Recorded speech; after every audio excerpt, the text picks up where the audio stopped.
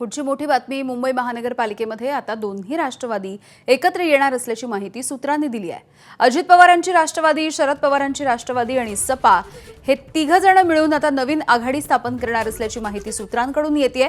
मुंबईमध्ये राष्ट्रवादीचे 3, शरद पवारांच्या राष्ट्रवादीचा 1 आणि सपाचे 2 नगरसेवक आहेत। दोन्ही राष्ट्रवादी आणि सपा यांना विषय समित्यांमध्ये एक जागा मिळू शकते। स्थायी समिती, सुधार समिती आणि शिक्षण समितीमध्ये देखील एक जागा मिळू शकते। त्यामुळे शरद पवार यांच्या राष्ट्रवादीने ठाकरे बंधूंसोबत युती करून ही निवडणूक लढवलेली असताना आता हे तिघ जण एकत्र येऊ शकतात। कोणत्याही पेच प्रसंगामध्ये मतदानाची वेळ आली तर ह्या 6 जणांची मतं ही निर्णायक ठरू शकतील।